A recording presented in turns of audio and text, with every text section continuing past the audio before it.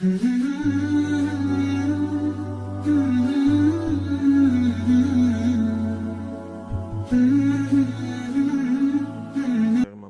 qui sont venus tôt, ils peuvent se rapprocher, ils auront plus de ajr en priant devant. Le prophète alayhi salam a fait des bénédictions spéciales pour ceux des premiers rangs. Nahmadu wa nusalli ala rasulil karim amma ba'd. So my dear respected brothers, Allah subhanahu wa ta'ala jalla wa ala gave us a big gift. Allah nous a donné un grand cadeau, wa huwa al-Qur'an al-Karim, the book of Allah, le Coran. So, my dear brothers, the Prophet alayhi salatu wasalam say, if we stick to the book of Allah and the Sunnah, we will never be misguided. Si on s'accroche au Coran et à la Sunnah, on va jamais être égaré. We will never be misguided. And today, every situation in the world, we got to watch what the Quran says about this. On doit analyser chaque situation sur terre avec le Coran. Every situation in the world, we got to see what the Quran say about this. Because Allah subhanahu wa ta'ala said, Ma farratna fil kitabi min shay. Allah dit dans le Coran qu'il n'y a pas quelque chose qui n'est pas décrit. Everything that you see, you can find an explanation in the Quran. Today you see the Muslim world, all the Muslim countries and the Muslim world are living great difficulties, or going through great troubles. C'est-à-dire le monde musulman est en train de traverser des choses très difficiles. And why? Some people are going to say it's because the government is not good, it's because we didn't make enough investment in that field, because the economy is not developed. Some people are going to say that. Les gens ils vont dire oui, les pays musulmans aujourd'hui ils sont en difficulté, peut-être à cause du gouvernement, peut-être à cause de mauvais investissements. But les prophètes, they always say that the difficulties coming to the Muslims is because of their bad deeds, because of their sins. Les prophètes ils ont toujours dit que les difficultés qui viennent dans les pays des musulmans, c'est à cause des péchés des gens. The difficulties coming to the Muslim, and Allah saying in the Quran, Allah say, I never want to change your state, the state of a qawm of people until they change themselves. Allah dit dans le Coran, je ne vais jamais changer l'état d'un peuple tant qu'il ne change pas ce qui est en lui-même. Aujourd'hui, vous voyez que le monde musulman dans son ensemble, il est secoué par des choses terribles. Mais la première chose qu'on doit remettre en question, si on suit les prophètes et le Coran, c'est notre aqida, notre croyance. Comment est notre croyance? Est-ce qu'elle a été affectée? Est-ce qu'elle a été corrompue? Est-ce que les gens maintenant, pour réussir, pour avoir des enfants, pour avoir ce qu'ils veulent, ils s'orientent vers autre qu'Allah? C'est la première chose qu'on doit regarder. If the aqida is corrupt of Muslim, Allah subhanahu wa ta'ala, huwa al-muntaqim, is taking revenge. Allah, c'est le muntaqim, il se venge, is bringing punishment upon Muslim. And this is bad difficulties. And the second thing that we got to see, la deuxième chose qu'on doit voir, is our amal, our actions. Comment sont les actions des musulmans? Si on est tous ici, vous m'excusez les frères, c'est parce que dans nos pays, il y a des situations qui ne sont pas très adéquates. On se rappelle de l'histoire que le monde musulman, il a dominé la terre pendant près de 1000 ans. Toutes les avancées technologiques ou médicinales et économiques venaient toutes du monde musulman. Pourquoi Allah il a changé la situation aujourd'hui? So the Muslims were dominating the world for 1,000 years. The first hospital was in Baghdad. If you take all the domain, even economy, industry, all that was brought by the Muslim. So why Allah subhanahu wa ta'ala today has made the Muslim, they are not leaders anymore, and they are behind everybody. They are behind everybody. On est beaucoup, mais on est derrière tout le monde. Why? So the real situation, the real explanation is because the amal, the action, and the faith has been corrupted. L'explication de tout ça, mes chers frères, c'est parce que la foi des gens et les actions des gens ont été corrompues. C'est-à-dire, à cause des mauvaises actions des gens, Allah subhanahu wa ta'ala, il met une famine ou il met une guerre civile dans un pays. Wallahi, c'est le Coran. Wallahi, c'est le Coran. Because of the bad action of people, Allah put hunger, Allah put war in a country. Because he's angry. Après, les gens ils vont me dire, mais pourquoi les pays non musulmans ils prospèrent? Allah ne traite pas les non musulmans comme les musulmans. Les non-musulmans, comme il le dit dans Surat An-Nahl, tant qu'ils n'ont pas reçu le message de manière globale, ils les tolèrent. C'est-à-dire, il met la paix, une bonne subsistance chez eux. Ce n'est pas le cas des musulmans. Les musulmans, dès qu'ils dérivent, Allah subhanahu wa ta'ala, il envoie des situations difficiles. So people are saying like, why the non-Muslim, they are having good situation, but they are not obeying Allah. Because the non-Muslim, Allah never going to let treat the non-Muslim like the Muslim. The non-Muslim, he let them. Because almost all of them, they don't know. So he let them in their good situation. But the Muslim, as soon as they leave the track, Allah brings punishment to them. And this is a sunnah of Allah. So, mes chers frères, my dear respected brothers, the way to change the situation, la façon de changer les situations, if we take Quran and Ahadith, si vous prenez le Coran et la Sunna, is not to change, if this guy become the head of the country, everything will be good. No, this is foolish thing. This is foolish thing. Oh, si cet homme il vient à la tête du pays, tout va être bien. Ça, c'est une fausse pensée, mes chers frères. If we change our actions, si on change nos actions, the Prophet sallallahu alayhi wa sallam, when he used to go to jihad, when he used to go spread the religion of Allah, he used to say, if there is somebody among us who don't respect the Siratul Rahim, the family ties, he cut them, he should not be with us. Because the Nusra of Allah, the help of Allah is not going to be with the Jamaat. Le prophète disait, alayhi salam, quand il partait au djihad, que s'il y a quelqu'un qui a coupé le lien de parenté dans le groupe, il ne doit pas rester avec nous. Parce que la Nusra, l'aide d'Allah qui est avec le groupe, ne va pas être là. Donc, l'aide d'Allah ne peut pas être avec les musulmans, afin que les situations dans les pays musulmans se règlent, afin que les musulmans reprennent le leadership. Tant que les musulmans sont dans des péchés, comme zina, ou comme couper le lien de parenté, ou comme le mensonge et comme la corruption. Voilà la vraie cause pour laquelle Allah subhanahu wa ta'ala il a descendu les difficultés dans les pays musulmans. So the help of Allah never going to be with the Muslim as long as there is corruption, as long as there is sins in their country. Never. And this is the real reason why the Muslim countries are going through difficulties. This is the real reason. So, my dear brothers, somebody can say, quelqu'un peut dire, me, I'm worshiping Allah, I'm doing my salat, I'm reading my Quran, I have nothing to do with that. Somebody can say that. Quelqu'un peut dire ça. Moi, j'adore Allah, je lis mon Coran, je ne suis pas lié avec tout ce qui se passe. But, we are a ummah, on est une ummah. When Allah is bringing down the punishments, quand Allah, il envoie la punition, because of the sinners, à cause des pécheurs, even the pious going to be touched. Même ceux qui sont pieux, ils vont être touchés par la punition. When there is sinners amongst the Muslims, Allah is deciding to bring a punishment. Even the pious, they're going to be touched. This is why Allah say in the Quran, وَاتَّقُوا فِتْنَةً لَا تُصِيبَنَّ الَّذِينَ ظَلَمُوا مِنْكُمْ خَاصَّةً. Allah say, and you got to scare, you got to be afraid of a punishment that's not going to be touched, that's not going to touch only the sinners. Allah dit, craignez un châtiment qui ne va pas toucher seulement ceux qui font des péchés. Qu'est-ce que ça veut dire, mes chers frères? Effectivement, quand il y en a qui font des péchés, et que quand il y en a qui sont pieux, qui adorent, etc., si ceux qui ne sont pas pieux, ils n'essayent pas d'empêcher ceux qui font les péchés, la punition, elle prend tout le monde. If there is pious people and there is sinners, if the pious people don't make everything to stop the sinners from doing their sins, the punishment is going to touch everybody. And this is the Quran. Ahbab al-Kiram. This is why da'wah, to make da'wah, to call people to Allah is fard upon every Muslim. Appeler les gens à Allah, c'est obligatoire sur chaque musulman. Because when Allah is bringing the punishment, He's bringing on everybody. Because of the sinners.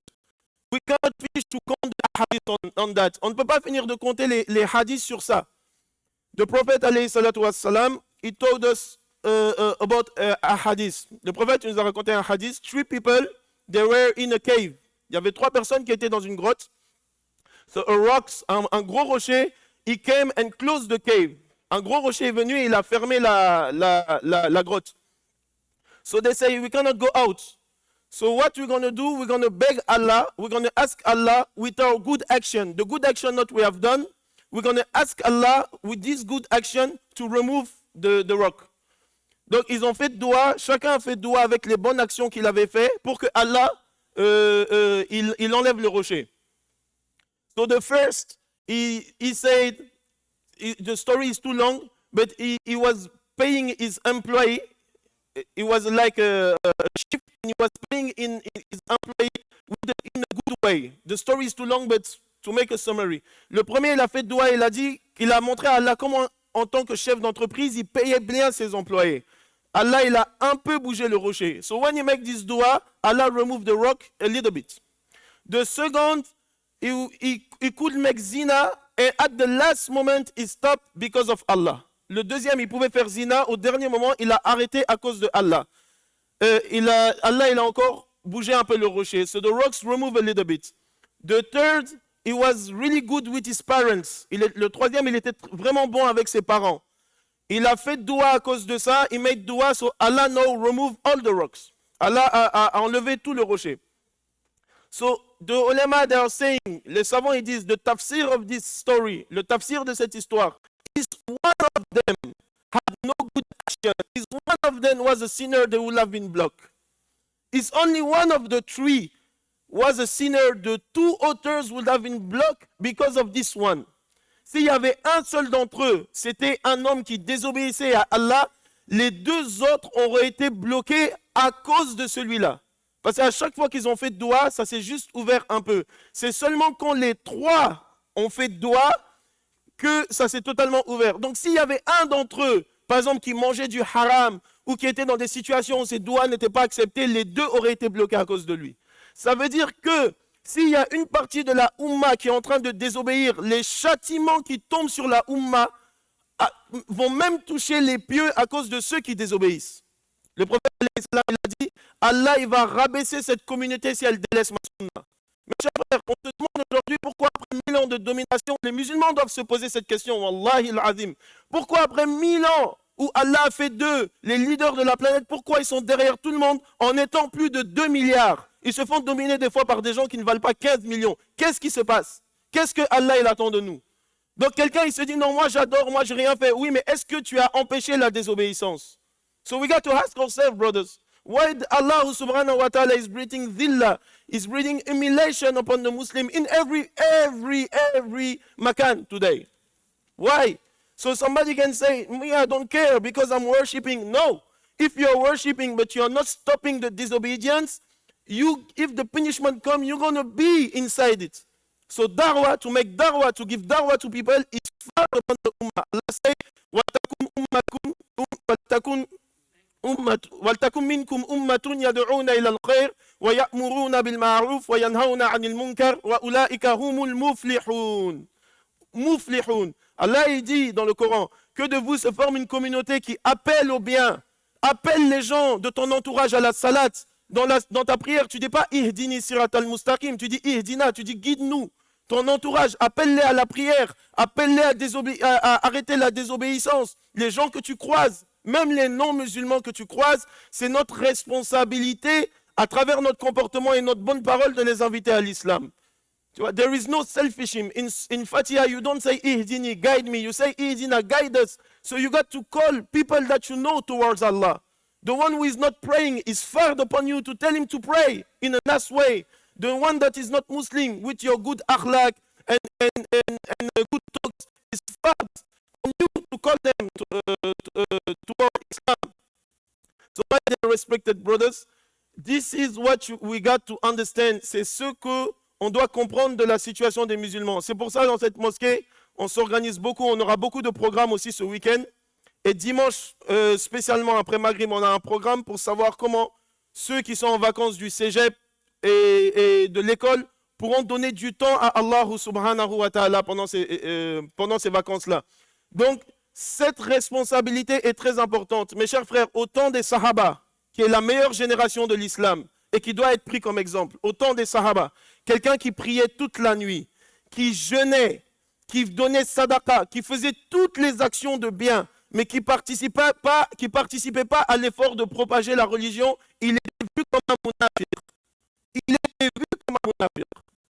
Et Nabi alayhi salam, il a dit dans un hadith authentique, il a dit celui qui ne participe pas à l'effort de religion, ou qui n'a pas ce désir-là, mata ala shurbatin minan nifaq, il meurt comme un munafiq. So at the time of Sahaba, my dear respected brothers, that is the best generation of Islam. Somebody that was only praying, reading Quran, and what's going on upon Islam, he doesn't care. He doesn't care. I'm taking care of myself. He's praying all night. He's making siyam. He's giving sadaqah. He was saying like a munafiq. And this is the Quran and ahadith. Et celui qui ne croit pas, à la fin, il peut venir. On va lui montrer les versets, les ahadiths. Ahbab al-Kiram, all of us, we should be worried. Chacun d'entre nous, we should be worried in our dua, in our daily efforts, dans nos doigts, dans notre effort quotidien. All the disobedience of Allah on earth going to stop.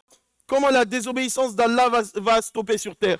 Tu visites ton ami, tu sais qu'il a délaissé la mosquée, motive-le. Tu sais qu'un autre, il est en divorce avec sa femme, fais-leur comprendre comment Allah il déteste ça. Essaye de faire islah. Chaque musulman doit être un da'i ilallah. Allah, il a fait de nous des khalifas sur terre. Il dit dans Surat Baqarah, Allah made us, every one of us, and what an honor. Et ça, c'est un honneur. S'il vous plaît, pour ceux qui filment, excusez-moi, tout ce qui est réseaux sociaux, moi, si ça ne vous dérange pas, j'aimerais pas être mis dessus, quoi, parce que moi-même, j'en ai pas. S'il vous plaît, je m'excuse auprès de la Majma. Donc, qu'est-ce que je disais? Allah subhanahu wa ta'ala, il nous a fait l'honneur d'être des khalifas. Allah made us khalifa. And the ulama are saying, what is the definition of khalifa? Ahbab al-kiram, mes chers frères, en islam, c'est quoi un khalifa? He making everything that Allah should be worshipped on earth. Toi, tu adores Allah et tu fais tout pour que les autres adorent Allah. C'est ça la définition d'un khalifa. Tu fais tout. À l'université, au travail, c'est notre job que cette umma fasse que les gens adorent Allah. Et si cette umma est dans l'adoration et a délaissé ce travail, cette umma est dans la perdition. Si la umma est dans l'adoration et a délaissé le travail de propager la religion, elle est dans la perdition. Donc, je vais finir avec ce hadith. Le prophète, il a dit, le jour de la résurrection, il y a des gens qui vont être ressuscités sous le trône d'Allah, qui vont être lumineux au point où les prophètes et les martyrs vont les envier. Bien vrai qu'ils ont pas un statut supérieur aux prophètes. Ils ont dit, c'est quoi? C'est qui? C'est ceux qui font que les créatures aiment Allah et ceux qui font que Allah aime les créatures. Comment ils font que les créatures aiment Allah en leur donnant d'argent?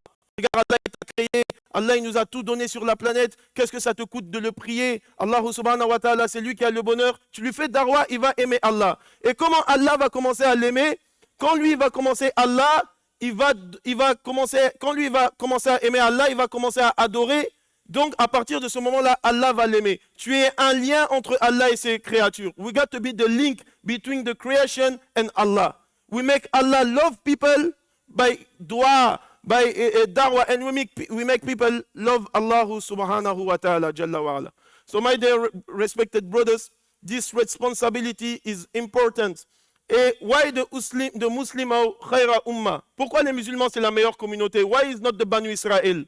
Pourquoi c'est pas la communauté des Banu Israël? Pourquoi c'est pas la communauté de Moussa alayhi salam ou la communauté de Noé alayhi salam? À cause de cette responsabilité.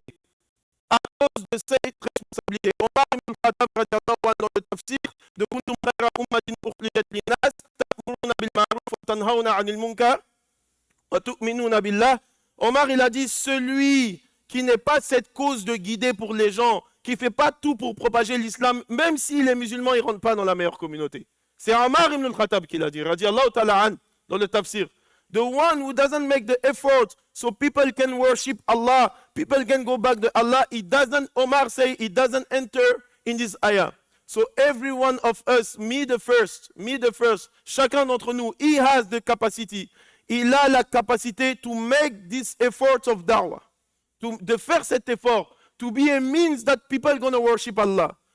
Quand tu es invité à un repas, pense tout le temps, là où tu es, est-ce que ces gens-là aient pris? C'est vrai, c'est les musulmans, est-ce qu'ils adorent Allah? Et passe un message. Quand tu es avec des amis, passe un message. Tu es jeune, vous êtes sur le terrain de foot, c'est l'heure de la prière. Réunis les frères, faites la prière ensemble. Excusez-moi.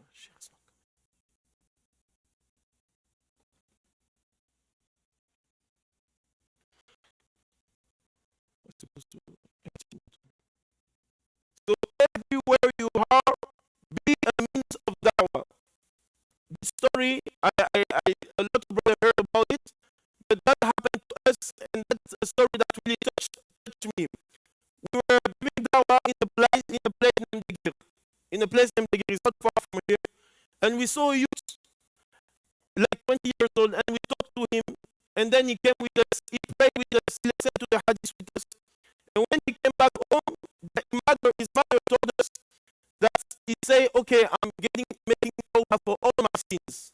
I'm starting to pray again. I'm making tawbah for all my sins. And the day after, he passed away. The day after, he passed away. Ça, c'était une histoire qui nous est arrivée. Peut-être les gens en ont entendu parler. C'était pas loin à Montréal. On avait un jeune, qu'Allah il illumine sa tombe. Dites Amin. On lui a parlé. Et là, il est venu, il a prié avec nous, etc.